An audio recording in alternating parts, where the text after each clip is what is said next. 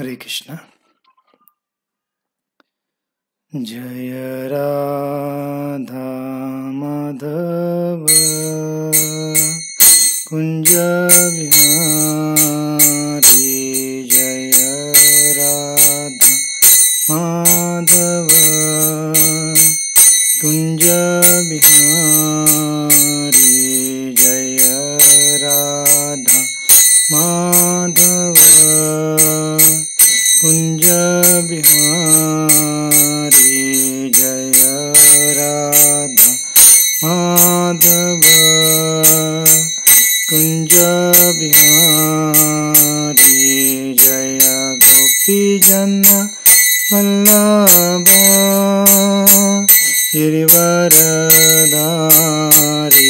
जय गोपीजन वल्लभ गिरिवरधारी,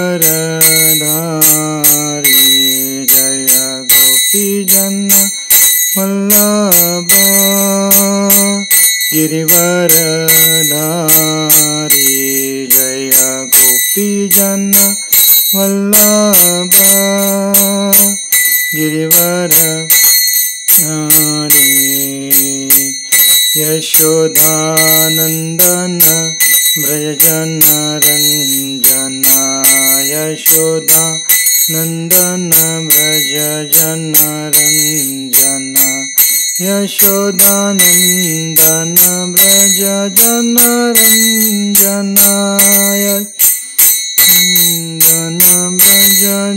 व्रजनरंजन, यशोदानंदन व्रजनरंजन, यशोदानंदन व्रजनरंजन।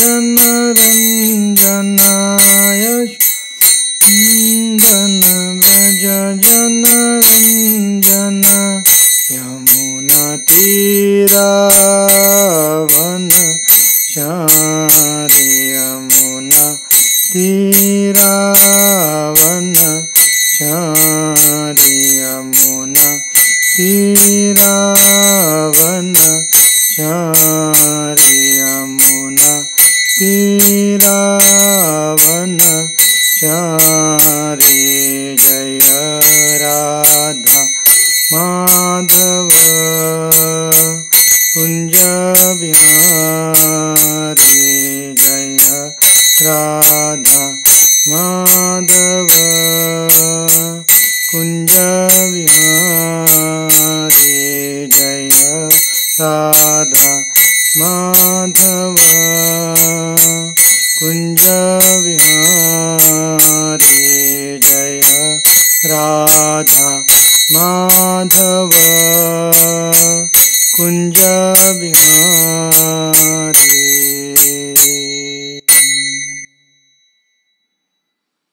श्री श्री राधा गोपाल भगवान की जय।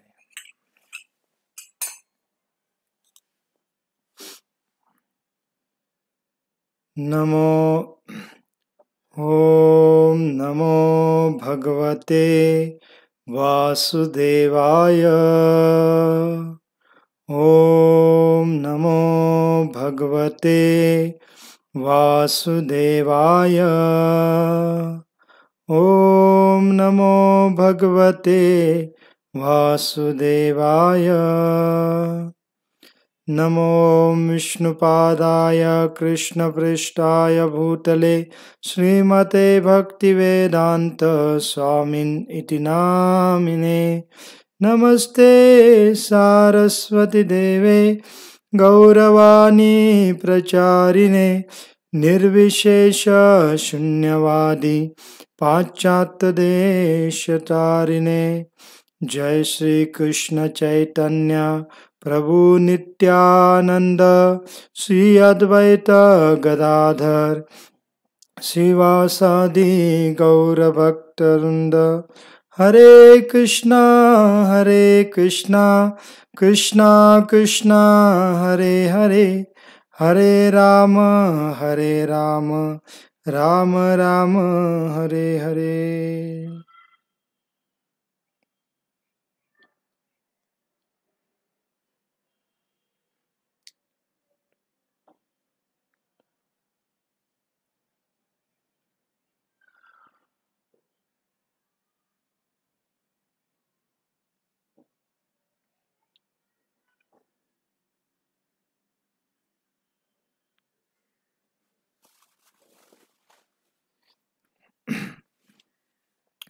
हरे कृष्णा.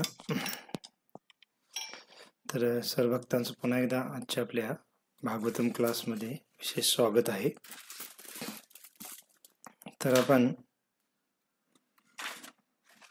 परवाच्या दिवशी भगवान श्रीकृष्णांच्या लीलेमध्ये नृग राजाच्या उद्धाराचा प्रसंग आपण चर्चा केला होता. मग त्याच्यामध्ये पाहिलं होतं की आपण की नृग नावाचा जो राजा होता तो त्याच्याकडून अजाणतेपणे ब्राह्मणांच्या प्रती अपराध होतो आणि त्याच्यामुळे त्याला सरड्याचं रूप प्राप्त होतं आणि कृष्ण त्याचा उद्धार करतात.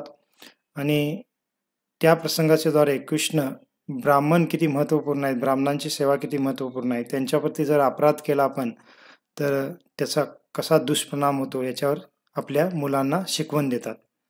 आणि ब्राह्मण म्हणजे आपण सांगितलं की कलियुगामध्ये वैष्णवगण आहेत, त्यांनाच आपण योग्य ब्राह्मण समजू शकतो. मग त्याच्यावर थोडी आपण चर्चा केली होती. मग आपण म्हणलो होतो थोडं ब्राह्मण आणि गायींच्या आवश्यकतेबद्दल या समाजामध्ये चर्चा थोडी आपण करू, परंतु मी थोडा विचार केला तो विषय जरा मोठा आहे, आपण थोडं विषयांतर वाटेल भक्तांना, त्यामुळे तो विषय कधी आपण नंतर घेऊ. ब्राह्मण संस्कृती किंवा गायींचं पालन करणं, गायी कशा समाजासाठी आध्यात्मिकदृष्ट्या लाभदायक आहेत किंवा ब्राह्मणांची संस्कृती किंवा ब्राह्मणांची शिकवण कशी लाभदायक आहे हे आपण कधी नंतर चर्चा करू. तर आता आपण पुढचा प्रसंग पाहू. मग सुखदेव गोस्वामी हा प्रसंग झाल्यानंतर परीक्षित महाराजांना पुढचा प्रसंग सांगतात आणि पुढच्या प्रसंगामध्ये काय आहे की बलरामजी वृंदावनला भेट देतात. तर याचा प्रसंग आता सुखदेव गोस्वामी परीक्षित महाराजांना सांगतात. तर जसं आपल्याला माहित आहे की भगवान श्रीकृष्ण जेव्हा मथुरेमध्ये होते तर तेव्हा भगवंतांनी उद्धवजींना पाठवलं होतं वृंदावनला, गोपींचं आणि सर्व वृंदावनवासींचं सात्वन करण्यासाठी. आणि त्यावेळेला सर्वांनी बलराम आणि कृष्णांना भेटण्याची इच्छा व्यक्त केली होती किंवा ते कधी वृंदावनमध्ये येतील अशा पद्धतीने त्यांना मागणी केली होती उद्धवजींना. तर भागवतमध्ये वर्णन नाही आहे, परंतु गर्ग संहिता नावाचा जो ग्रंथ आहे त्याच्यामध्ये वर्णन येतं की उद्धवच्या भेटीनंतर कृष्ण आणि बलराम वृंदावनला जाऊन सर्वांना भेटून येतात. परंतु तो जो प्रसंग आहे वृंदावनला जाणं आणि वृंदावनवासियांशी भेटणं, तर हे प्रसंग थोडा गुह्य प्रसंग आहे आणि त्यामुळे भागवतमध्ये त्याचं वर्णन नाही आहे. भागवतमध्ये किंवा आचार्यांच्या द्वारे सांगितले आहे की भगवान श्रीकृष्ण एकदा मथुरेला गेल्यानंतर पुन्हा ते कधीच वृंदावनला गेले नाहीत. उद्धवजींना पाठवलं पण उद्धवजींच्या भेटीनंतर पण ते गेले नव्हते किंवा बलरामजी पण गेले नव्हते. परंतु गर्ग संहितेमध्ये सांगितलेलं की गुह्य रूपामध्ये, गुप्त रूपामध्ये ते दर्शन भेटून आले होते. मग भागवतमच्या नुसार आता कधी गेलेले नाहीत आणि आता सर्वजण द्वारकेमध्ये आल्यानंतर बलरामजी आता वृंदावनवासियांना भेटायला जातात. मग त्यांची इच्छा होती की बऱ्याच दिवस आपण वृंदावनला गेलो नाही आहे, वृंदावनवासींची इच्छा आहे की आपण तिथं यावं, त्यांची भेट घ्यावी. आणि बलरामजींना इच्छा होती आणि बलरामजी मग आपल्या रथामध्ये बसून काय करतात, गोकुल वृंदावनकडे निघतात. मग आचार्य सांगतात मग त्यावेळेला कृष्ण का गेले नाहीत बरं? कृष्ण पण द्वारकेमध्ये होते, कृष्ण पण जाऊ शकले असते. तर त्याचं कारण हे सांगतात की द्वारकावाशांनी, जे यादवगण आहेत द्वारकावासी, त्या यादवगणांनी विशेष करून जे कृष्णांचे कुटुंबीय आहेत म्हणजे वसुदेव आहेत, देवकी माता आहेत, रोहिणी माता आहे किंवा त्यांच्या पत्नी आहेत कृष्णांच्या, तर त्यांनी कृष्णांना वृंदावनला जाऊ दिलं नाही. तर याचं कारण काय? कारण त्यांना भीती होती द्वारकावासियांना की जर कृष्ण एकदा वृंदावनला गेले तर ते पुन्हा परत येणार नाहीत. का? कारण वृंदावनवासींचं एवढं प्रेम आहे कृष्णांवर आणि त्यामुळे कृष्ण पण त्या वृंदावनवासीच्या प्रेमाच्या अधीन होतात. आणि ते जर वृंदावनला गेले तर गोपींच्या प्रेमामुळे तिथले नंद महाराज आहेत, यशोदा माता आहे किंवा त्यांचे गोपसखा आहेत, या सर्वांच्या प्रेमाच्या पोटी कृष्ण परत द्वारकेला येणार नाहीत, ते तिथंच राहतील. आणि म्हणून बलरामजी जात असताना कृष्णांना द्वारकावासी वृंदावनला जाऊन देत नाहीत, त्यांना रोखतात आणि बलरामजी एकटेच मग वृंदावनला जातात. फार सुंदर वर्णन आहे की वृंदावनवासी त्यांचं कसं स्वागत करतात. तर बलरामजी जसं वृंदावनमध्ये प्रवेश करतात आणि सर्व गोपींना कळतं तर ते फार आनंदित होतात आणि जे वयस्कर गोप आहेत म्हणजे यशोदा मातेंचे वयाचे किंवा नंद महाराजांच्या वयांचे जे गोप गोपी आहेत ते फार आनंदित होतात आणि बलरामजींना एकदम वात्सल्य भावामध्ये सर्वजण येऊन आलिंगन करू लागतात. जसं एखादा पुत्र आपला फार दूर गावी गेला असेल बऱ्याच दिवसापासून आणि तो बऱ्याच दिवसानंतर आला तर माता पिता त्याला आलिंगन करतात, त्याचं विशेष प्रेमाने स्वागत करतात. तर तशा पद्धतीने फार अत्यानंदाने काय करतात, हे सर्व वयस्कर गोप गोपी बलरामजीचं स्वागत करतात, त्यांना आलिंगन देतात आणि त्यांना आशीर्वाद देतात. कारण एक माता पिताप्रमाणे ते बलरामजींच्या प्रती होते त्यांचा भाव आणि त्यांना आशीर्वाद देतात.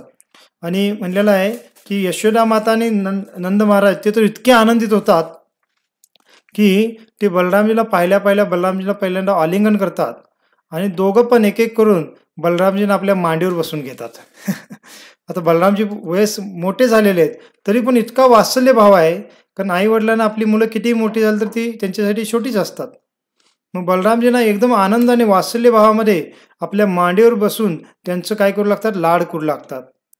आणि नंद महाराज यशोदा मातेच्या डोळ्यातून एवढे अश्रू येत होते की मांडीवर बसलेले बलरामजी त्या अश्रूने भिजून जातात. एवढं प्रेमाचा अतिरेक त्या ठिकाणी पाहायला मिळतो. अतिरेक म्हणजे तो आनंद असा अतिरेक म्हणजे त्याच्या आपण कल्पना करू शकत नाही, एवढा आनंद सर्व वृंदावनवासींना झालता. पण तो थोडं दुःख पण होतं. दुःख काय होतं की बलरामजी आले परंतु कृष्ण आले नाहीत. कृष्ण पण आले यायला पाहिजे होते, परंतु ठीक आहे, नुसता बलरामजी तर आले तर त्याच्यामध्ये पण आनंद आहे, नंतर पुन्हा कृष्ण पण येतील असं त्यांना आशा असते आणि त्यामुळे बलरामजीचं फार सुंदर ते स्वागत करतात. आणि मग बलरामजी त्या वृंदावनवासियांच्या सोबत त्यांच्या वेगवेगळ्या संबंधानुसार त्यांचे काय करतायत, भेट घेत आहेत. मग जे एकदम लहान वयस गोप होते तर बलरामजी आणि कृष्ण द्वारका किंवा मथुरेला निघून गेल्यानंतर मग नंतर जे छोटे छोटे बालक जन्मलेले होते, आता ते जरा मोठे झाले होते, असे बलरामजीपेक्षा लहान जे गोप होते ते काय करू लागले, बलरामजीचं चरण स्पर्श करू लागले, त्यांचा आशीर्वाद घेऊ लागले. आणि बलरामजीच्या समवयस्क जे गोप होते म्हणजे बलरामजीचे ते मित्र होते आणि ते आणि बलरामजी वृंदावनमध्ये असताना गोचारण करण्यासाठी ते जात होते, खेळत होते एकत्र. मग असे जे गोप होते बलरामजीच्या वयांचे ते काय करू लागले, एकदम हसून चेष्टा मस्करी करत बलरामजींना आलिंगन देऊ लागले आणि काय करू लागले, त्यांच्या हातात घेऊन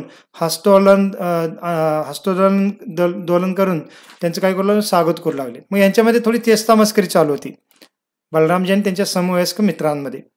आणि जे वयस्कर गोपी होते त्यांचं काय करत होते, बलराम स्वतः त्या सर्वांचं चरण स्पर्श करत होते. मग अशा पद्धतीने काय होत होतं, त्यांच्यामध्ये भेटीचं ते प्रसंग चालू होता. आणि मग हे सर्व झाल्यानंतर सर्व जे गोप वृंदावनवासी ते एकत्र झालेले आहेत आणि नंद महाराज यशोदा माता आहेत त्यांच्या महलामध्ये बलरामजी आहेत. तर बलरामजी मग फार सुंदर उच्च आसनावर त्यांना बसवलं जातं आणि बसवून सर्वजण एक बाजूला, काही जण बसलेले आहेत, काही जण उभे आहेत आणि सर्वजण बलरामजींच्या मुखातून कृष्णांबद्दल आणि द्वारकावासियांच्याबद्दल श्रवण करण्यासाठी तिथे एकत्रित होतात. आणि सर्वजण एकदम आतुरतेने म्हणजे एकदम असं कान लावून सर्वजण बलरामजी आता काय सांगतात हे ऐकण्यासाठी तिथं एकदम आतुर झाले होते. आणि बलरामजींना ते विचारतात की द्वारकेमधले सर्वजण जे आपले नातेवाईक आहेत, प्रियगण आहेत, ते सर्वजण ठीक आहेत ना. अशा पद्धतीने सर्व तिथले वृंदावनवासी त्यांना एकदम आस्थेने विचारपूस करू लागतात द्वारकावासींची आणि सर्वांची. आणि ते काय म्हणतात पहा, वज्रगण म्हणतायत, ते म्हणतात, हे बलराम, आमचे नातलग कुशल आहेत ना. कारण वसुदेव, देवकी, हे रोहिणी माता ह्या सर्व नंद महाराज यशोदा माता पण नातेवाईकच लागत होते. आणि ते म्हणून म्हणतात की आमचे जे नातलग आहेत ते सर्वजण ठीक आहेत ना. आणि म्हणतात की हे रामा, हे बलरामा, तुम्ही आणि आता कृष्णाने काय केलेलं आहे, विवाह केलेला आहे, तुमच्या पत्नी आहेत, तुमची मुलं बाळ आहेत आणि त्यांच्यासोबत तुम्ही द्वारकेमध्ये फार आनंदाने दिवस व्यतीत करत आहात. आणि त्यामुळे तुम्हा सर्वांना आमची आठवण येते काय. मग त्या कौटुंबिक जीवनमध्ये तुम्ही व्यस्त असल्यामुळे तुम्हाला त्याच्यामध्ये पण आमची आठवण येते का. असे करून वृंदावनवासी एकदम कसे म्हणजे एकदम फार भावाने बलरामजींना विचारू लागले. आणि वृंदावनवासी म्हणतात की तुम्ही मथुरेमध्ये कंसाचा वध केला आणि वध केल्यानंतर मथुरेमध्ये काही कालावधीसाठी राहिला आणि आता द्वारकेमध्ये जाऊन तुम्ही राहिलेला आहात आणि द्वारकेमध्ये आता तुम्ही सुरक्षित आहात, तुमच्या शत्रूंपासून तुम्हाला काही भय नाही, हे ऐकून आम्हाला फार आनंद वाटतो, असं वृंदावनवासी म्हणतात. म्हणजे त्यांना बलरामजी कृष्ण कुठे का असेनात परंतु आनंदी आहेत हे ऐकून त्यांना आनंद होत होता. कृष्ण बलरामजीने आपल्याला भेटायला यावं ही इच्छा होती, परंतु ठीक आहे, येत नसले तरी ते द्वारकेमध्ये कुठे का राहत असेनात परंतु ते आनंदित आहेत, सुरक्षित आहेत हे ऐकून त्यांना आनंद होता. आणि तशा पद्धतीने ते म्हणतात की तुम्ही द्वारकेमध्ये सुरक्षित आहात हे ऐकून किंवा पाहून आम्हाला फार आनंद होतो.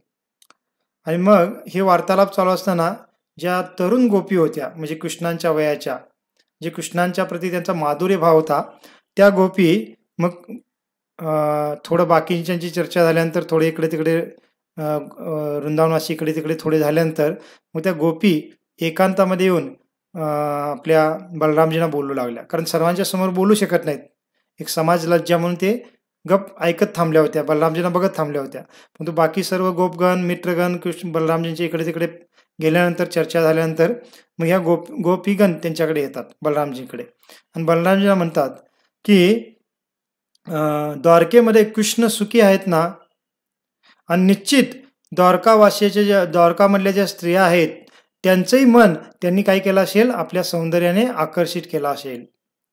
मग अशा त्या द्वारकावासी स्त्रियांना आकर्षित करणारे कृष्ण सुखी आहेत ना, अशा पद्धतीने ते विचारू लागतात.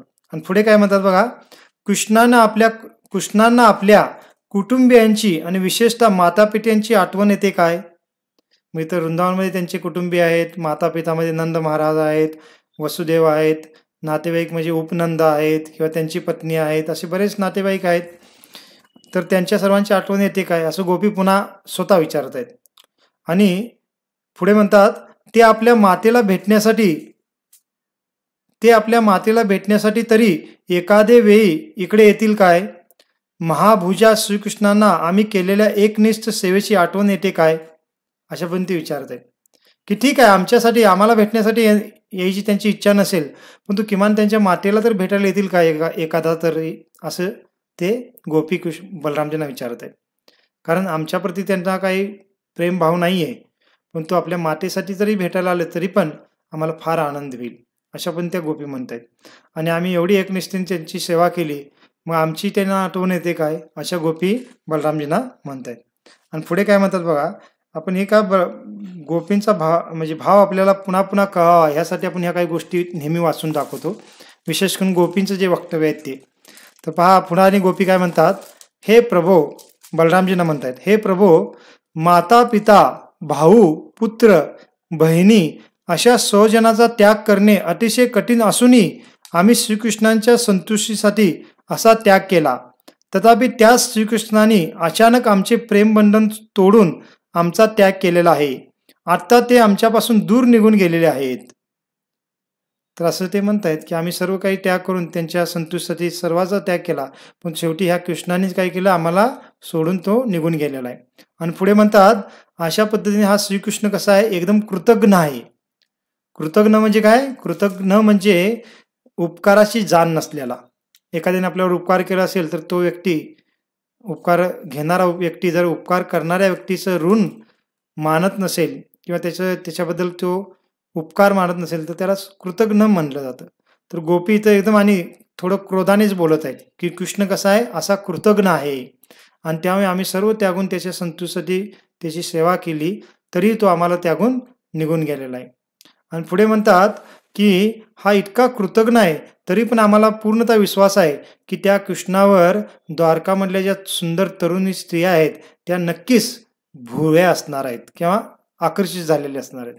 का, कारण कृष्ण फार कृतज्ञ आहे, त्याचं मन कधी एका ठिकाणी स्थिरावत नाही, तरी पण त्याचं जे बोलणं आहे कृष्णाचं ते फार मधुर आहे, सर्वांना आकर्षित करणार आहे. त्याचं जे स्मित हास्यकरस कटाक्ष टाकणं आहे, दृष्टीने पाहणं आहे इतरांकडे, ते पण सर्वांना काय करणार आहे, आकर्षित करणार आहे. आणि त्यामुळे हा कृष्ण कृतज्ञ आहे तरी पण त्या द्वारकेमधल्या स्त्रिया त्याच्याकडे आकर्षित झाल्याच असणार आहेत. आणि म्हणतात, आम्ही तर ऐकलेले जे शहरामधल्या स्त्रिया असतात, कारण द्वारकामध्ये त्यांच्यासाठी एक शहर होतं आणि वृंदावनमध्ये एक गावामध्ये राहणाऱ्या त्या स्त्रिया होत्या साध्या भोळ्या. तर त्या म्हणायच्या की आम्ही तर गावातल्या राहणाऱ्या, ग्रामीण भागातल्या राहणाऱ्या साध्या भोळ्या स्त्रिया आहोत आणि त्यामुळे आम्ही कृष्णाला फसलो, कृष्णाकडे आकर्षित झालो. परंतु आम्हाला असंही वाटतं की त्या शहरातल्या स्त्रिया फार बुद्धिमान असणार आहेत, तरी पण कृष्णाचं जे हसणं आहे, कृष्णाचं जे बोलणं आहे, कृष्णाचं जे पाहणं आहे, ते इतकं मोहित करणार आहे की त्याही स्त्रिया बुद्धिमान असूनही कृष्णावर भाया असणार आहेत, आकर्षित झालेले असणार आहेत. आणि पुढे जाऊन आम्हाला माहित आहे कृष्ण त्यांनाही धोका देणार. तर अशा पद्धतीने गोपी काय करतायत, बलरामजींना एक प्रकारे कृष्णाची तक्रारच करत आहेत. तर पहा गोपींचा किती सुंदर भाव आहे. म्हणजे हा माधुरी रसातला एक एक प्रेमाचा आदान प्रदानच आहे. आणि ती तक्रार करतायत कृष्णांबद्दल बलरामजींकडे. आणि पुढे तर काय म्हणतात पहा, मग असं बोलत आहेत गोपी बलरामजींच्या समोर, आणि त्याच्यामध्ये अचानक एक गोपी म्हणू लागते. काय म्हणते, अहो गोपींनो, बाकीच्या गोपींना म्हणू लागते, अहो गोपींनो, आपण त्यांच्याविषयी बोलून उपयोग तरी काय. ते म्हणतात, आपण त्याच्याबद्दल बोलून उपयोग तरी काय, कृपया दुसरे काहीतरी बोला. जर आमच्या विना त्याचा काळ व्यतीत होत असेल तर आमचाही तसाच त्याच्या विना काळ व्यतीत होऊ शकतो. म्हणजे आता क्रोधाने एकदम म्हणतायत की तो कृष्ण आमच्या विना जर द्वारकेमध्ये मथुरेमध्ये आनंदाने राहत असेल किंवा काळ व्यतीत करत असेल तर आम्ही पण त्याच्या विना आनंदाने राहू शकतो ना. आणि त्यामुळे त्याच्याबद्दल बोलण्याची काय आवश्यकता आहे, त्याच्याबद्दल बोलणं सोडून द्या. अशा एक गोपी बाकी गोपींना म्हणू लागली, त्यांच्यामधलीच एक गोपी. आणि पहा, असं बोलत असतानाच ती जी गोपी बोलणारी होती तीच अचानक रडू लागली. का रडू लागली, ती बोलत आहे की कृष्णाबद्दल बोलू नका, सोडून द्या बोलणं, पण ती बोलत असताना तिलाच एवढं कृष्णाचं स्मरण होऊ लागतं. तिच्या हृदयामध्ये कृष्ण कसे हसत होते, कृष्ण कसे मधुर बोलत होते, त्यांचं पाहणं किती सुंदर असत होतं, त्यांचं चाल किती मोहक असत होती, की असं स्मरण त्या गोपी करू लागतात. आणि ती पहिली जी गोपी बोलू नका म्हणतो तीच गोपी पहिला रडू लागते. आणि तिचं रडणं पाहून बाकीच्या गोपींना पण तो भाव किंवा ते स्मरण फार तीव्र होतं आणि सर्वच गोपी अक्षरशः तिथं रडूच लागतात बलरामजींच्या समोर. तर हे गोपींचं प्रेम होतं की ते कृष्णांबद्दल कठोरतेने बोलत आहेत, तक्रार करत आहेत बलरामजींना, आणि पुन्हा म्हणतात की त्याच्याबद्दल आपण बोलायचं नाही, आणि बोलायचं नाही म्हणत म्हणत इतकं तीव्र स्मरण होतं की ते रडू लागतात. म्हणजे विचार करा गोपींचा भाव काय आहे. आणि हे पाहून बलरामजींना फार म्हणजे दुःख होतं हृदयामध्ये. आणि मग बलरामजी त्यांना समजवून सांगू लागतात. आणि कृष्णाने काय केलं होतं, मग बलरामजींकडे एक गोपनीय संदेश दिला होता. जसं उद्धवांच्याकडून पण कृष्णाने काय करत होतं, काही लेटर किंवा पत्र पाठवले होते गोपींसाठी, नंद महाराज, यशोदा मातांसाठी किंवा आपल्या गोपमित्रांसाठी. तसं इथं बलरामजींच्या सोबत पण गोपनीय एक संदेश पाठवला होता. आणि गोपनीय का म्हणलेला आहे, कारण द्वारकेतल्या राण्यांना कळू नये किंवा द्वारकेतले जे यादवगण आहेत त्यांना कळू नये की कृष्णाने काही संदेश पाठवला आहे वृंदावनवासियांसाठी, विशेष करून गोपींसाठी, जे तरुण गोपी आहेत त्यांच्यासाठी. नाहीतर मग त्यांनी घाबरतील की मी संदेश पाठवून आणि काही नियोजन करावली आणि मी कदाचित काही द्वारका सोडून जाणार आहे काय, असं त्यांना वाटू नये द्वारकावासींना, आणि ते घाबरून जाऊ नयेत म्हणून हा जो संदेश होता तो गुप्त रूपामध्ये त्यांनी बलरामजींकडे दिला होता. आणि हा तुम्ही गोपींना द्या असं सांगितलं होतं. मग बलरामजी काय करतात, त्यांचं सात्वन करण्यासाठी कृष्णाने जो गुप्त संदेश दिला होता तो त्यांना वाचून दाखवतात. आणि फक्त वाचूनच दाखवत नाहीत तर आपल्या स्वतःच्या शब्दाने त्या गोपींचं सात्वना करतात. आणि अशा पद्धतीने सर्वांचं बलरामजी काय करतात, त्या ठिकाणी विरह जो अग्नी आहे किंवा विरहाचं जे दुःख आहे ते थोड्या प्रमाणात नाहीसं करण्याचा प्रयत्न करतात. आणि मग बलरामजी ह्या सर्व वृंदावनवासियांना आनंद देण्यासाठी, त्यांचं विरहाचं दुःख कमी करण्यासाठी मग जवळजवळ 2 महिने तिथे गेल्यानंतर 2 महिने तिथंच वास्तव्य करतात, जेणेकरून त्यांना कृष्णाचं जे काही दुःख होत आहे स्मरणातून ते जरा कमी व्हावं.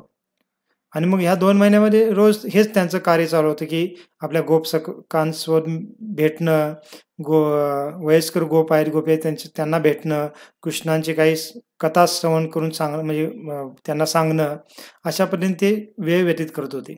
आणि मग रात्री काय करत होते, तर म्हणलेलं आहे की बलरामजी ह्या 2 महिन्यामध्ये बलरामजींच्या प्रती जे आकर्षित झालेल्या गोपी होत्या वृंदावनमधल्या, म्हणजे बलरामजी आपल्याला पती प्राप्त व्हावेत म्हणून अशा ज्या काही गोपी होत्या त्यांच्यासोबत बलरामजी त्या 2 महिन्यामध्ये रोज काय करायचे, रात्री रास नृत्य करायचे.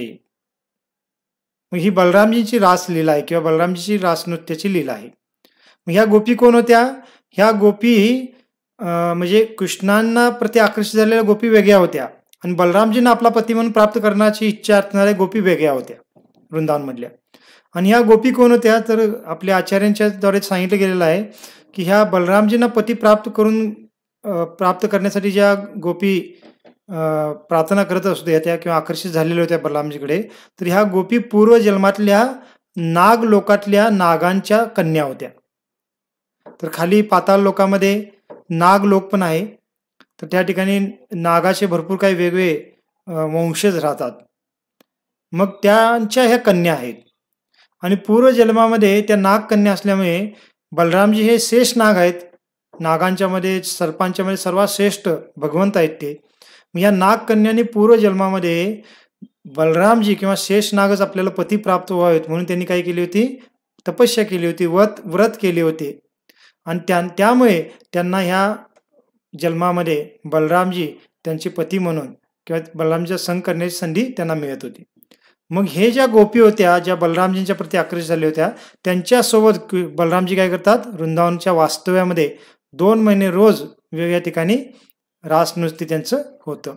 आणि त्याचं वर्णन केलेलं आहे. मग रासनृत्यामध्ये कसं त्यांचं म्हणजे विशेष दिव्यत्व प्रकट होत होतं, तर म्हणलं की जेव्हा बलरामजी त्या सर्व गोपींच्या मध्ये असायचे, तर त्यांचं जे दर्शन आहे किंवा ते काही दृश्य आहे ते कसं असायचं, जसं पौर्णिमेला आकाशामध्ये चंद्र असतो आणि त्या चंद्राच्या चारू बाजूला काय असतात, फार सुंदर अशा तारे असतात आणि ते तारेही चमकत असतात आणि चंद्र पण फार सुंदर चमकत असतो पौर्णिमेला. आणि पौर्णिमेच्या रात्री काय होतं, त्या चंद्राच्या सौंदर्याने तारांचं सौंदर्य वाढतं आणि तारांच्या सौंदर्यामुळे चंद्राचं सौंदर्य वाढतं आणि त्यामुळे पूर्ण आकाश फार सुंदर दिसत असतं. तर तशाच पद्धतीने जेव्हा बलरामजी गोपींच्या सोबत रासनृत्य करायचे, तर बलरामजी म्हणजे जणू काही त्या गोपींच्या मध्ये असणारे एक चंद्रच होते आणि गोपींना ताऱ्यांची उपमा दिलेली आहे. आणि कारण गोपी पण फार सुंदर होत्या आणि त्या गोपींच्या मध्ये बलरामजी असल्यामुळे त्या गोपींचं पण सौंदर्य वाढलं होतं. आणि बलरामजी पण मुळात सुंदर होते, परंतु त्यांच्या चारी बाजूला त्या सुंदर गोपी असल्यामुळे बलरामजी पण आणखीनच सुंदर दिसत होते. तर अशा पद्धतीने त्यांचं लीला किंवा प्रेमाचं आदान प्रदान चालू होतं. आणि वर्णन आहे मग त्या ठिकाणी बलरामजी काय, एक वारुणी नावाचं फार सुंदर एक पेय आहे, जे बलरामजीचं फार आवडतं पेय आहे. तर ते पेय त्या ठिकाणी बलरामजी पित असतात आणि ते पित असताना सर्व गोपींच्या सोबत ते नृत्य करत आहेत, त्यांच्यासोबत बोलत आनंदाने बोलत आहेत, प्रेमाचं आदान प्रदान होत आहे, हे सर्व लीला चालू आहेत. आणि त्या ठिकाणी फार सुंदर असं भगवंताच्याच कृपेने वारा सुरू आहे किंवा त्या ठिकाणी जे जलाशयामध्ये यमुनेमध्ये जे काही कमल उमललेले आहेत त्याच्यावरून वारा वाहत असल्यामुळे त्या वाऱ्याच्याद्वारे त्या कमळांचा सुगंध सर्व ठिकाणी पसरला जात आहे. आणि चांदण्याच्या प्रकाशामध्ये चंद्राच्या प्रकाशामुळे ते जे काही रात्र आहे ते आणखीनच जरा सुंदर बनलेले आणि त्याच्यामध्ये बलरामजी असा आनंद घेत आहेत. आणि वारुणी जे पेय आहे हे बलरामजीचं आवडतं पेय आहे असं म्हणलेलं आहे. का, कारण वारुणी ही जे पेय आहे हे बलरामजीची स्वयंपत्नी आहे. तर वरुण देव आहे त्यांची मुलगी आहे, त्यांचं नाव हे वारुणी आहे. म्हणजे वारुणी जी आहे ती ह्या वरुण देवताच्या मुलगी आहेत आणि त्यांनी बलरामजींना आपली पती म्हणून प्राप्त केलेला आहे. आणि ती वारुणीच बलरामजीच्या लास लीलेमध्ये त्या वारुणी नावाच्या पेयाच्या रूपामध्ये तिथं उपस्थित होते. जसं कृष्णांची पत्नी एक कालिंदी आहे, ती यमुना नदी आहे, यमुना नदीमध्ये जल आहे, पण तो जलच त्या पत्नीच्या रूपामध्ये कालिंदीच्या रूपामध्ये प्रकट झालेले आहे. तसं ही वारुणी नावाची जी पेय आहे बलरामजीचं फार आवडतं पेय आहे, तर ते पेयच एक वारुणी नावाच्या कन्येच्या रूपात प्रकट होऊन बलरामजींच्या सोबत त्यांनी विवाह केलेला आहे. तर बलरामजीच्या प्रमुख 2 पत्नी आहेत, एक म्हणजे रेवती माता आणि दुसरी म्हणजे वारुणी. मग रेवती मातांच्या विवाहाच्या बद्दल आपण चर्चा केली होती. तर आणि ह्या दुसऱ्या वारुणी, तर त्या पण तिथं पेयाच्या रूपात होत्या. मग बलरामजी त्यांच्यासोबत ते पेय पीत रासलीला करत होते.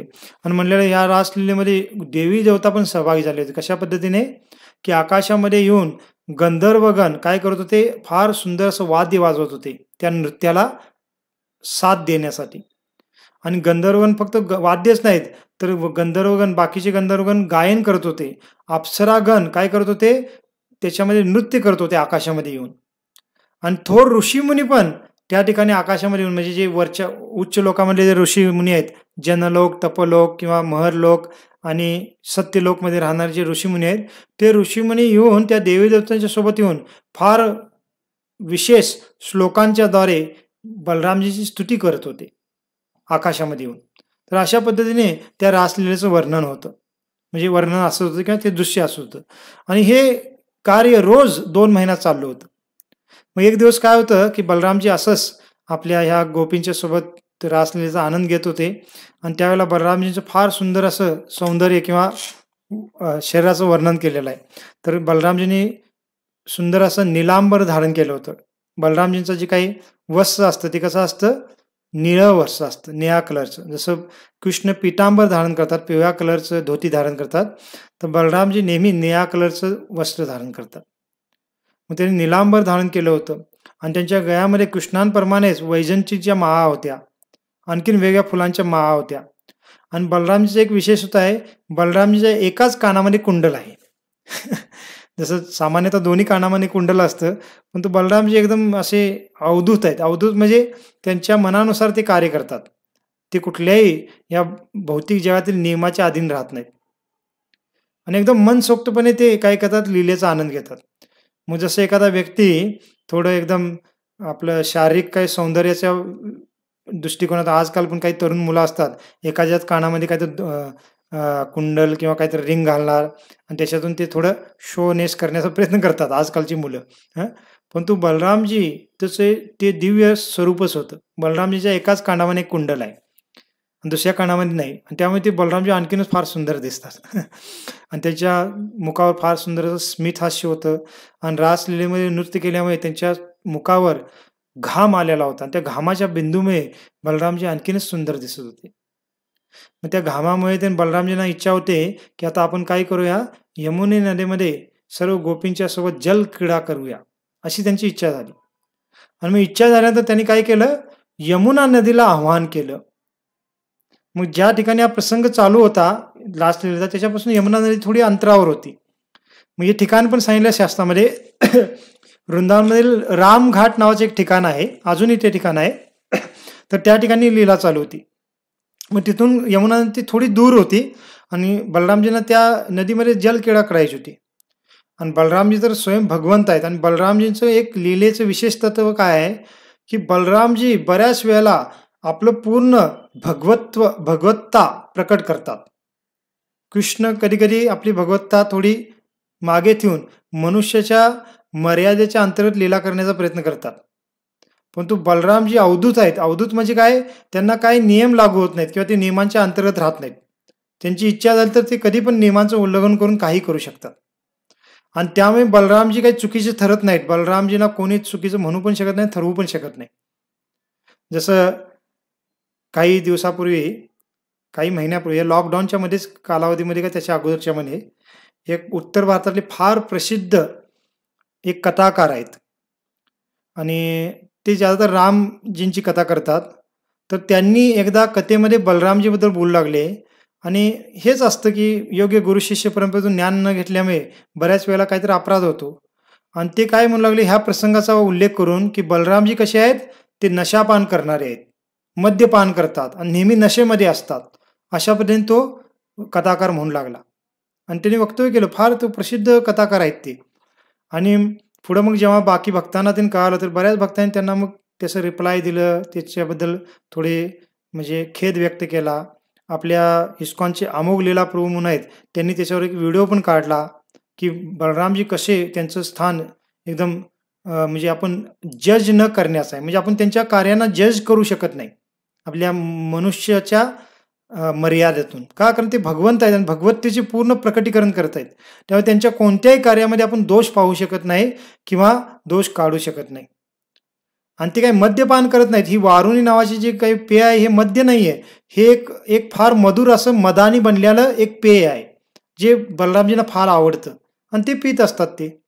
परंतु ह्या प्रसंगावरनं ते व्यक्ती काय म्हणत होते की बलरामजी अशा पद्धतीने नशापान करणारे व्यक्ती होते, नेहमी नशेमध्ये असायचे, अशा पद्धतीने त्यांचं वर्णन करून एक प्रकारे ती निंदा करत होते बलरामजींची. परंतु आपल्या भक्तांनी बऱ्याच त्यांनी रिप्लाय दिल्यानंतर आणि बाकीच्या पण संप्रदायातील लोकांनी त्यांच्यावर थोडा आक्षेप घेतल्यानंतर मग पुन्हा त्या वक्त्यांनी काय केलं, मग एका दुसऱ्या कथामध्ये त्याच्याबद्दल माफी मागितली. तर असं बरेच लोक बलरामजींच्याबद्दल किंवा नित्यानंद प्रभूंच्याबद्दल पण गैरसमज करून घेतात, कारण नित्यानंद प्रभू पण बलरामजीच आहेत. तर ते बलरामजींच्या लीलेमध्ये किंवा नित्यानंद प्रभूंच्या लीलेमध्ये पण असं सांगितलेलं आहे की नित्यानंद प्रभू नेहमी असे कसे असतात, एखाद्या नशामध्ये असणाऱ्या व्यक्तीप्रमाणे असतात. म्हणजे काय की नशाला व्यक्ती कसा असतो, त्याचं डोळे फिरत असतात, तो असं डुलत असतो, स्थिर नसतो. नशा केलेला व्यक्ती स्थिर नसतो, तो इकडे तिकडे डुलत असतो, त्याचे डोळे फिरत असतात, त्याला ठीक बोलता येत नाही. तर बलरामजीचं पण असं वर्णन आहे शास्त्रामध्ये. परंतु याचा अर्थ ते नशेमध्येच असं नाही, ते नशेमध्ये आहेत, परंतु ती नशा कोणती आहे, ती भौतिक ह्या मदिरेपासून आलेली नशा नाही.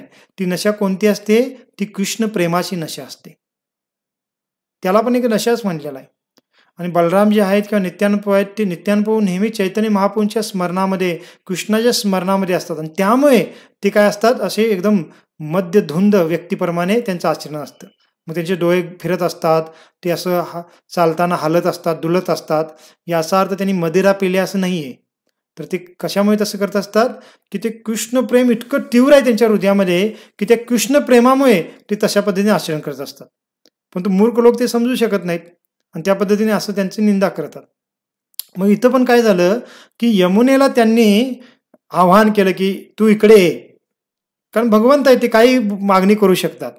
आणि यमुनेला त्यांनी आवाहन केलं इकडे आणि आम्ही तुमच्यामध्ये जल स्नान करायचं म्हणून. परंतु यमुनेने काय विचार केला की बलरामजी थोडे उन्मत्त अवस्थेमध्ये आहेत. तिला वाटलं की हे वरुणा पिल्यामुळे वारुणी नावाचं पेय आहे ते पिल्यामुळे ते काय झालेलं आहे, थोडं नशेमध्ये आहेत. आणि त्यामुळे यमुना काय करते, त्यांचं जी काही आज्ञा आहे ती मानण्यास नकार करते किंवा तिकडे जवळ येण्यास नकार देते बलरामजींना. मग लगेच बलरामजी फार क्रोधित होतात. तर हेच बलरामजीचं कार्य आहे की ते भगवंत आहेत, ते कुठल्याही मर्यादेला स्वीकारत नाहीत. त्यांची इच्छा आहे, कारण ते भगवान श्रीकृष्णच बलरामजी आहेत. आणि भगवंतांना आपण सर्वात मोठा भोक्ता म्हणतो, सर्व गोष्टींची वास्तविक ते भोक्ता आहेत. मग कुठल्याही जीवाची, कुठल्याही गोष्टीची जर भोग घेण्याची त्यांची इच्छा झाली तर त्याला कोणीही नाकारू शकत नाही आणि त्याला चुकीचं पण कोणी ठरवू शकत नाही, कारण ते त्यांचा अधिकारच आहे. आणि त्यामुळे मग हे क्रोधित होणं ते पण काही चुकीचं नाही. आणि त्यामुळे ते क्रोधित, आणि त्याचा क्रोध पण दिव्यच आहे. मग ते काय करतात, ते म्हणतात, यमुनेला म्हणतात, काय म्हणतात पहा, हे पापिनी, तू माझा अपमान करीत आहेस. मी तुला जवळ बोलून देखील तू स्वतंत्रपणे वाहत आहेस. म्हणून माझ्या नांगराच्या अग्रभागाने मी आता तुला 100 धारांनी येथे आणेन. बलरामजी क्रोधित होतात आणि म्हणतात की तू येत नाहीत, माझ्या आज्ञेस पालन करत नाहीस ना, मी काय करेन, माझ्या नांगराने तुला इकडं वळून आणेन आणि तुझ्या तुझे जे प्रवाह आहे त्या प्रवाहाला हजारो धारा बनवेन. आणि अशा पद्धतीने क्रोधित होऊन बलरामजी काय करतात, आपला नांगर हवेमध्ये उगारतात. तर एक फोटो आहे, आपण पाहू शकता, मी तुम्हाला दाखवतो. तर पहा या फोटोमध्ये, तर बलरामजी आहेत आणि मागे ज्या उभ्या आहेत ते एकदम भीतीने पाहत आहेत, त्या बलरामजींच्या कडे आकर्षित झालेल्या गोपी आहेत. आणि समोर यमुना नदी आहे. आणि जेव्हा बलरामजी असे जोरात नांगर उचलून उगारच होते, तर बलरामजीचं रूप पहा की सुंदर पीठ निलांबर धारण केलेलं आहे त्यांनी, वैजंती माग गळ्यामध्ये आहे, सुंदर केस आहेत. आणि अशा पद्धतीने डोळे एकदम लाल करून बलरामजी काय करतात, आपला नांगर वर उचलतात. आणि जसं बलरामजी नांगर उचलतात त्यावेळेला मात्र मग यमुनेला काय होतं, कळतं की वास्तविक बलरामजी कोण आहेत. आणि यमुना कोण आहे, आपण यमुना ही कृष्णांची पत्नीच आहे कालिंदीच्या रूपामध्ये. तर कालिंदी ही द्वारकेमध्ये भगवंतांची पत्नी म्हणून वास करत आहे. आणि तीच कालिंदी विस्तारित रूपामध्ये यमुनेमध्ये पण, म्हणजे वृंदावनमध्ये यमुनेच्या रूपामध्ये वाहत आहे. मग अशा पद्धतीने जेव्हा नांगर उगारला तेव्हा मग यमुना माता लगेच हात जोडून पुढे येते आणि बलरामजीची क्षमा मागू लागते. आणि काय होतं पहा, ती लगेच पुढे येऊन भयभीत होऊन बलरामजीच्या चरणावर एकदम थरथर कापत लोळणच घेते यमुना माता. आणि काय म्हणते, हे राम, हे राम, हे महाभाऊ, मी तुमचे सामर्थ्य जाणले नाही. हे जगतपते, तुम्ही आपल्या केवळ एका अंशाने पृथ्वी धारण करता. मग यमुना माता आता काय करू लागली, इथं बलरामजीची स्तुती करू लागली की तुम्ही कोण आहात, तुम्ही स्वतः राम आहात आणि तुमचं सामर्थ्य मी जाणलं नाही, त्यामुळे मी अशा पद्धतीने तुमच्याप्रती अपराध केला. परंतु तुम्ही कोण आहात, तुम्ही साक्षात पृथ्वीला धारण करणारे आहात. कारण शेषनागाच्या रूपात बलरामजीच या पूर्ण सृष्टीला आपल्या फण्यावर धारण करतात. आणि पुढे म्हणतात, यमुना माता म्हणते, हे भगवान, कृपया मला मुक्त करा किंवा मला क्षमा करा. हे विश्वात्मा, मी तुमचे भगवत स्वरूप जाणू शकले नाही, मात्र मी आता तुमच्या चरणी शरण आलेले आहे. आणि तुम्ही तर भक्तवत्सल आहात, त्यामुळे मला तुम्ही काय करा, क्षमा करा. मग असं म्हणल्यानंतर बलरामजी लगेच शांत होतात.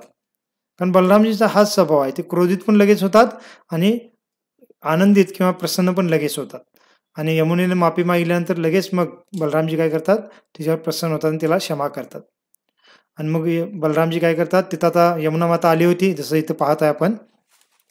पुढचा पण एक फोटो आहे पहा, फार सुंदर, की या फोटोमध्ये पहा बलरामजी एकदम सुंदर नांगर खाली ठेवून उभे आहेत आता. आणि यमुना माता काय करताय, बलरामजींना प्रार्थना करत आहे हात जोडून. तर हे बलरामजीची स्थिती आहे किंवा बलरामजींचं सामर्थ्य आहे. आणि प्रभुपाद आपल्या ग्रंथामध्ये लिहितात की अजूनही आपण जर वृंदावनमध्ये त्या रामघाट या ठिकाणी गेला, रामघाट नावाचं ठिकाण अजूनही आहे, तर त्या भागात आपण गेलो तर त्या भागामध्ये जे यमुना नदीचं जे पात्र आहे त्याला बऱ्याच वेगवेगळ्या धारा निघाल्या. धारा म्हणजे उपपात्र निर्माण झालेले. तर ते जे काय बऱ्याच धारा तिथं आहेत यमुनेच्या, ते कशाचं द्योतक आहे, ते बलरामजीने यमुनेला वडत आणल्याचं द्योतक आहे. कारण त्यावेळेला बलरामजीने ते सुरूच केलं होतं, यमुनेला वडत आणणं आपल्या नांगराच्या द्वारे. आणि त्यामुळे यमुना मातेच्या नदीच्या बऱ्याच धारा त्यावेळेला बनल्या होत्या. आणि तेव्हा यमुनेने बलरामजींना क्षमा मागितली होती. मग त्याची खून म्हणून अजूनही त्या रामघाटाच्या भागामध्ये यमुनेचे बरेच प्रभाव आपल्याला दिसतात, असं प्रभुपाद त्या ठिकाणी लिहितात. तर हे बलरामजीची शक्ती आहे. मग बलरामजींना प्रार्थना केल्यानंतर, त्यांची क्षमा मागितल्यानंतर बलरामजी काय करतात, मग आपल्या गोपींना घेऊन त्या यमुना जलेमध्ये प्रवेश करतात आणि फार सुंदर मग स्नान करून जलक्रीडा करतात. आणि मग जलक्रीडा झाल्यानंतर, स्नान झाल्यानंतर बलरामजी जेव्हा बाहेर येतात तर मग त्यांच्यासाठी फार सुंदर असं वस्त्र, आभूषण, हार असे तयारच ठेवलेले होते. मग ते काय करतात, बलरामजी परिधान करतात. मग सुंदर वस्त्र म्हणा, हार म्हणा किंवा अलंकार, आणि त्याचबरोबर चंदनाचे आणि वेगवेगळ्या सुगंधी द्रव्याचे लेप पण तयार होते, ते पण बलरामजीच्या शरीराला लावले जातात गोपींच्या द्वारे. आणि बलरामजी पुन्हा जसं हत्तीनी असतात, बऱ्याच हत्तीनी असतात, आणि त्या हत्तीनी म्हणजे जसं ऐरावत हत्तींचा जो इंद्राचा जो वाहन आहे ऐरावत, तो ऐरावत जेव्हा त्यांच्या सर्व हत्तीनी पत्नींच्या सोबत असतो तर त्यावेळेला कसा शोभून दिसतो, तशा पद्धतीने बलरामजी पुन्हा त्या सर्व गोपींच्या मध्ये एकदम फार सुंदर दिसू लागले. आणि अशा पद्धतीने काय केलं, बलरामजींनी यमुनेचा अहंकार नष्ट केला आणि त्या ठिकाणी सुंदर अशा लीला केल्या वृंदावनमध्ये. मग एवढं वर्णन सुखदेव गोस्वामी करतात आणि 1-2 महिने पूर्ण झाल्यानंतर बलरामजी पुन्हा द्वारकेमध्ये परत येतात. तर अशा पद्धतीने बलरामजीच्या फार सुंदर लीला इथं सुखदेव गोस्वामी सांगत आहेत. मग बलरामजी जेव्हा मथुरेला गेले, वृंदावनला गेले होते 2 महिन्यासाठी, तर त्यावेळेला इकडं द्वारकेमध्ये एक फार विचित्र प्रसंग घडतो. काय घडतो की बलरामजी वृंदावनला गेले होते, द्वारकेमध्ये आता कृष्णच आहेत फक्त. तर एक पोंडरक नावाचा राजा होता. हा पोंडरक कोण आहे, हा शिशुपालचाच एक मित्र होता. आपण याचं नाव, जेव्हा शिशुपालचं आणि रुक्मिणीचा विवाहाचा कार्यक्रम चालू होता तर त्या ठिकाणी शिशुपालचं रक्षण करण्यासाठी, मदत करण्यासाठी शिशुपालला वेगवेगळे जे राजे आले होते त्याच्यामध्ये हा पोंडरक पण होता. मग त्याच्यामध्ये जरासंध होता, दंतवक्र होता, शाल्व होता. तर हे वेगवेगळे राजे त्याला मदत करायला आले होते शिशुपालला. तर त्याच्यामध्ये हा पोंडरक पण, कारण हे सगळे पोंडरक, हे बाकी सर्व राजे आहेत हे कृष्णाचा द्वेष करणारे होते. परंतु ह्या पोंडरकाने आता तर काय केले, एकदम अतिरेकच केला त्याच्या अपराधांचा किंवा त्याच्या मूर्खतेचा. आणि तो म्हणजे काय, की तो पोंडरक स्वतःलाच कृष्ण म्हणू लागला. आणि का म्हणू लागला, तर त्याच्या जे राज्यातले, त्याचं राज्याचं नाव तर एक मिनिट, नाव इथं नाही, मी नंतर उद्या सांगेन आपल्याला.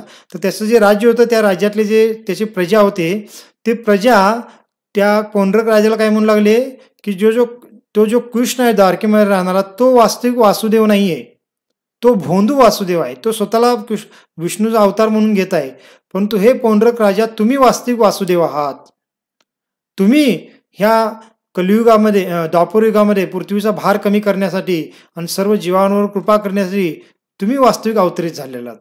आणि तो कृष्ण आहे, तो काय भोंदू वासुदेव आहे असं त्याची प्रजातले काही लोक त्याला म्हणू लागले.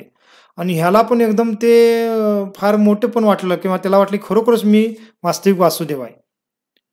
आणि हे स्वतःलाच वासुदेव म्हणू लागला. आणि फक्त म्हणूच लागला नाही, तर ह्यानी काय केले, स्वतःला पण वासुदेवप्रमाणे म्हणजे कृष्णांप्रमाणे जसं पितांबर धारण करणं, गळ्यामध्ये नकली कौस्तुभमणी घालणं आणि डोक्यावर नकली कृष्णाप्रमाणे मुकुट घालणं, त्याच्यामध्ये मोरपंख लावणं. एवढंच नाही तर कधी कधी तो काय करायचा, त्याला तर 2 हात होते, पण कृष्णाला विष्णूनं 4 हात असतात. आता प्रजा तर मला वासुदेवाचा विष्णूचा अवतार म्हणताय, तर कधी कधी प्रजेला मला तसं चतुर्भुज रूपामध्ये पण दर्शन दिलं पाहिजे. तर हा मूर्ख काय करायचा, कधी कधी नकली 2 एक्स्ट्रा हात लावून शंख चक्र गदा पद्म मी धारण केलेले आहेत अशा रूपामध्ये आपल्या प्रजेच्या लोकांना दर्शन द्यायचा. तर अशी मूर्खता त्याची चालू होती. आणि पुढे जाऊन आणखी त्यांनी काय केलं, की जेव्हा बलरामजी असे वृंदावनला गेले होते वृंदावनवासींना दर्शन करण्यासाठी, तर त्यांनी विचार काय केला, की बलरामजी आता वृंदावनला गेलेले आहेत, कृष्ण एकटाच आहे, तर ह्या वेळेला आपण कृष्णाला पराजित करू शकतो.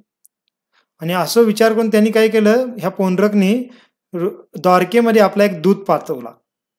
आणि त्या दूताच्या द्वारे काय केला, एक संदेश पाठवला. आणि संदेश काय होता पहा, तर तो दूत मग द्वारकेमध्ये येतो आणि द्वारकेची जी राजसभा आहे सुधर्मा सभा, तर त्या सुधर्मा सभामध्ये हा दूत येतो. आणि त्या ठिकाणी मग सर्व यादवगण बसलेले आहेत. त्याच्यामध्ये यादवांचे जे राजे आहेत, महाराज उग्रसेन, ते मुख्य आसनावर बसले होते. बाकी सर्वजण वसुदेव आहेत, अक्रूरजी आहेत, उद्धवजी आहेत, हे सर्वजण पण बसलेले आहेत, कृष्ण पण बसलेले आहेत.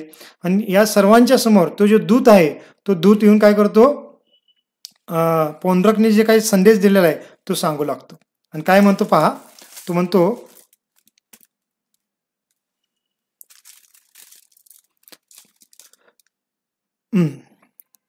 एक मिनिट.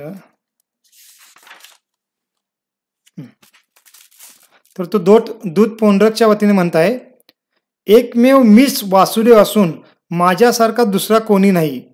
जीव मात्रावर दया करण्यासाठी मी या जगामध्ये अवतीर्ण झालो आहे, म्हणून तुझे खोटे नाव सोडून दे. म्हणजे तो पोंडरकचा दूत पोंडरकच्या वतीने आता कृष्णांना म्हणताय, की मी वास्तविक वासुदेव आहे, माझ्यासारखा दुसरा कोणी नाही आहे, आणि जीवावर दया करण्यासाठी मीच वास्तविक या जगामध्ये अवतीर्ण झालेलो आहे.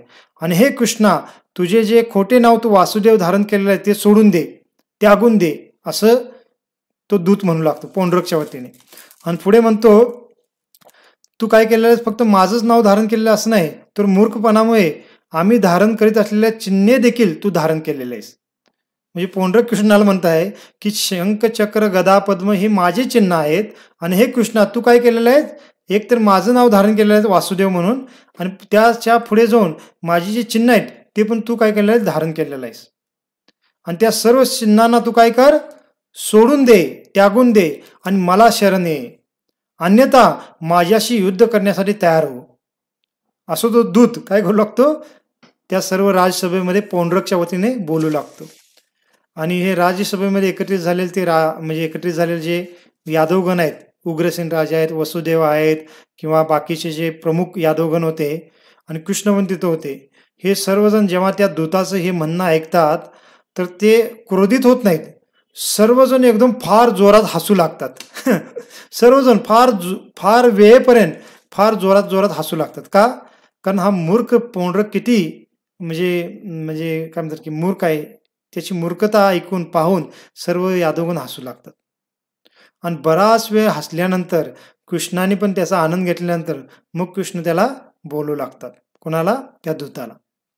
तर काय करूया आपण, आपला वेळ पूर्ण झालाय, आपण इथं थांबू आणि उद्या मग आपण चर्चा करू की ह्या पोंडरकच्या बद्दल प्रभू कृष्ण काय ॲक्शन घेतात, किंवा काय चर्चा काय बोलतात, किंवा त्याच्यासोबत कशा पद्धतीने लीला करतात. तर ह्या जे प्रसंग आहे तो आपण उद्या पाहू. एक दोनदा आपण हा प्रसंग पाहिलेला आहे, परंतु आपण हे जे काही सिक्वेन्सनं पाहत आहोत त्याच्यामध्ये पुन्हा आल्यामुळे चर्चा करू. आणि आपण 2 दिवसापूर्वी सांगितलेलं आहे की हे जे प्रसंग आपण एक दोनदा किंवा कितीही वेळा ऐकले असले तरी पण पुन्हा आपण श्रद्धेने ऐकू, तर खरोखर त्याचा आपल्याला जादाच लाभ होत जाणार आहे. त्यामुळे हा प्रसंगाने पुन्हा पाहू, आपण चर्चा करू, आणि त्याच्यानंतर पुढचे पण प्रसंग आपण येणाऱ्या दिवसामध्ये पाहत राहू. ठीक आहे. सर्व भक्तांचे फार फार धन्यवाद. श्रील प्रभुपाद की जय. अनंत कोटि वैष्णव वृंद की जय. निताय गौर प्रेमानंदे. हरि हरि बोल.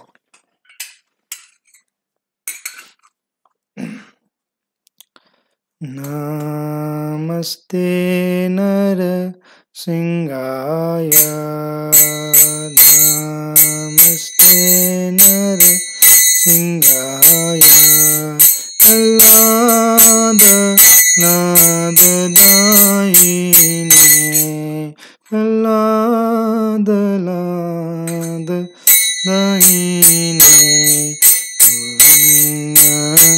कशीपूर्वक्षः हिरण्यकशीपूर्वक्षः शीलटङ्कनकालये.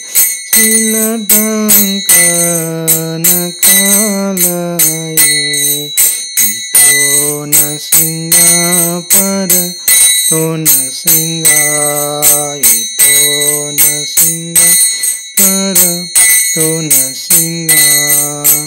यतो यतो यमित तो न सिंहा. यतो यतो यमित तो न सिंहा. बहिन सिंगारुद न सिंहा. बहिन उदयन सिंहानर सिंहमदीं शरणं प्रपदे. नर सिंहमदीं शरणं प्रपदे. तव करकमलभरे नाखाम् अद्भुत सिंहा. दलित हिरण्यकशिपु अनुवृङ्गा. वृषभदूता हरिरूपा जगदीश रे. जय जगदीश हरे. जय जगदीश हरे. तव करकमलभरे नाखाम् अद्भुत सिंहा. दलित हिरण्यकशिपु अनुवृङ्गा. वृषभदूता हरिरूपा जगदीश रे. जय जगदीश हरे. जय जगदीश हरे. जय वृषभदूता हरिरूपा जगदीश हरे. जय जगदीश हरे. जय जगदीश हरे. जय विघ्न विनाशक नृसिंहदेव. विघ्न विनाशक नृसिंहदेव. जय प्रह्लाद महाराज. प्रह्लाद महाराज. प्रह्लाद महाराज. जय प्रह्लाद महाराज. प्रभुपाद प्रभुपाद प्रभुपाद प्रभुपाद. जय जय प्रभुपाद प्रभुपाद प्रभुपाद प्रभुपाद. नित्य गौर हरि बोल. हरि बोल. हरि बोल. हरि बोल. नित्य गौर हरि बोल. हरि बोल. हरि बोल. हरि बोल. भक्ति विघ्न विनाशक भक्त वत्सल श्री नरसिंह भगवान की जय. भक्त राशि प्रह्लाद महाराज की जय. श्रील प्रभुपाद की जय. निताय गौर प्रेमानंदे. हरि हरि बोल. हरे कृष्ण.